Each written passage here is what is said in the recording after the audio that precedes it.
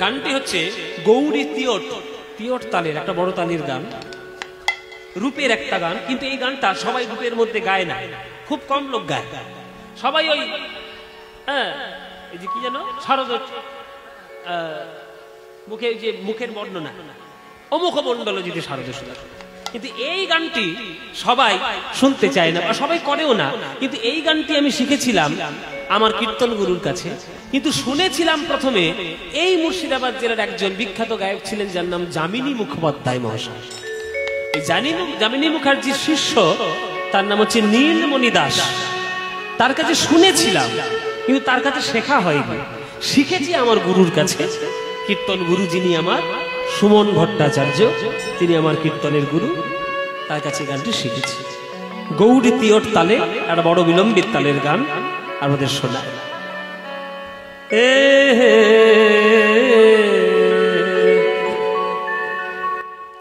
ও গোয়ারে কিবা চিকা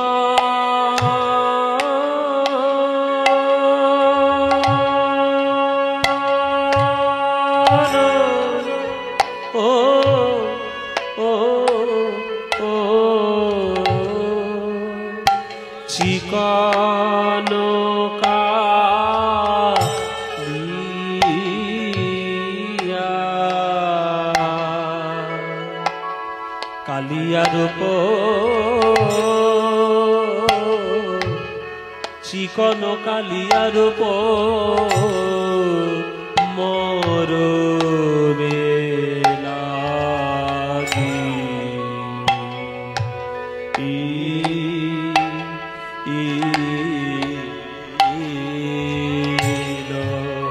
ও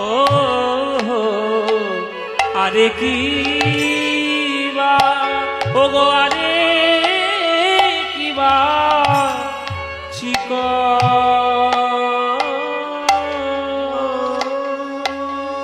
সখিরে তারা বুঝি ভালো করে, তারা বুঝি ভালো করে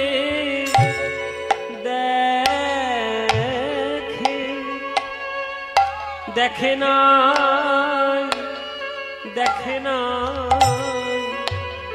দেখে না গো ও গো আরে কিবা চিক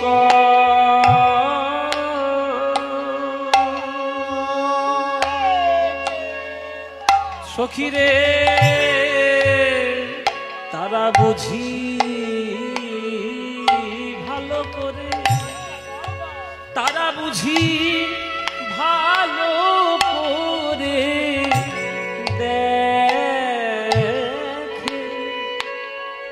দেখে না দেখে না দেখে না তারা দেখে না গো, কারা দেখে না? ও গো যারা কৃষ্ণ কালে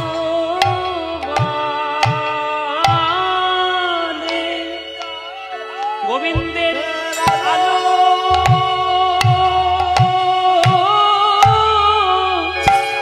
ও গো আলো করা রূপ যারা যারা কালো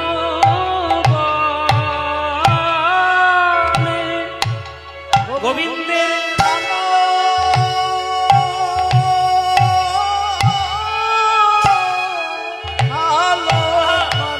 আলো করা রূপ যারা যারা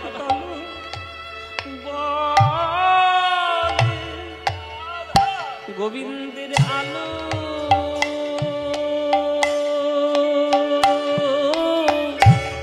ও গো আলো করা রূপ যারা যারা কারো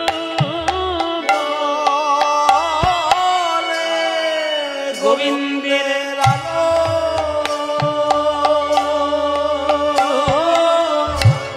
ও গো আলো করা রূপ যারা কালো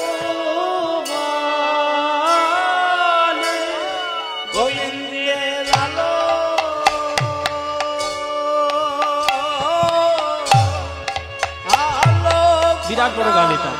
দেখুন 6 4 বা 4 4 দেখুন দেখুন 1 2 3 4 5 6 7 8 9 10 11 12 13 14 আলো আলো করা রূপ যারা কালো বলে গোবিন্দের আলো আলো করা রূপ আলো বলে গোবিন্দের আলো আলো করা রূপ আলো বলে গোবিন্দের আলো আলো করা রূপ আলো বলে গোবিন্দের আলো আলো করা রূপ আলো বলে গোবিন্দের আলো আলো করা রূপ আলো বলে আলো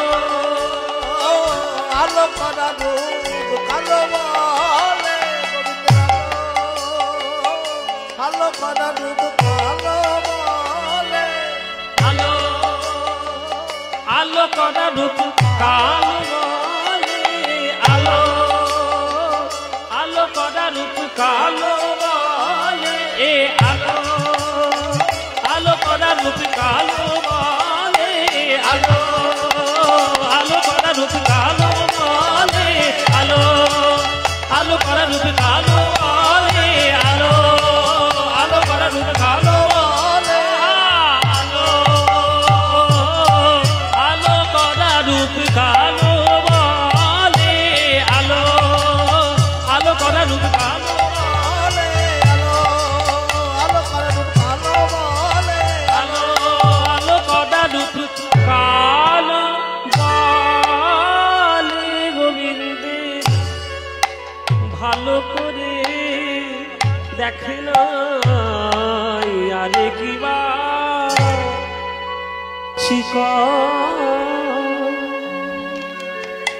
কত উঁচু স্বরের গান দেখেছেন?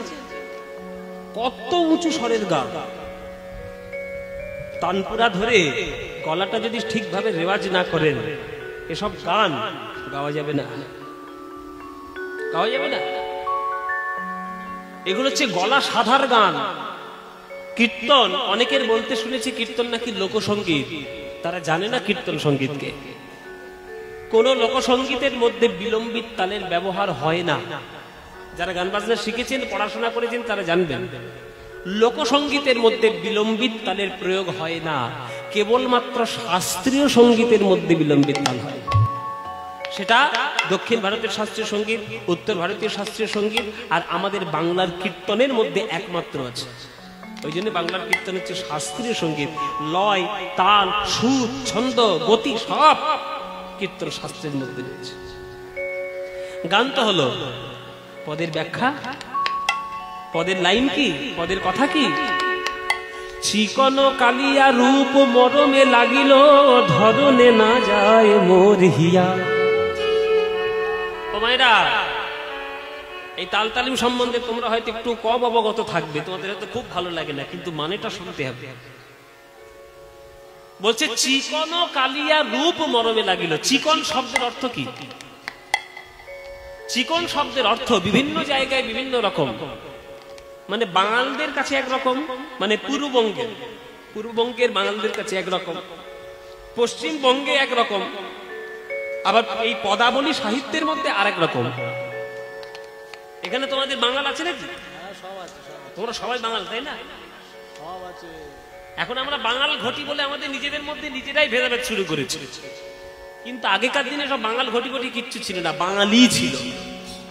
গোটা বাংলা মিলে সব বাঙালি। এই ইংরেজরা এই সর্বনাশটা করেছে, একটা তার ঘিরে দিয়েছে 1905 সালে, বঙ্গভঙ্গ করে বাংলাটাকে আলাদা করে দিয়ে ওপার বাংলা, এপার বাংলা, পূর্ববঙ্গ, পশ্চিমবঙ্গ সব সর্বনাশ ওরা করেছে। দেখুন, চিকন শব্দের অর্থ চিকন শব্দের অর্থ পূর্ববঙ্গে ফর্সা। পূর্ববঙ্গে বাঙালিদের কাছে চিকন শব্দের অর্থ হচ্ছে ফর্সা।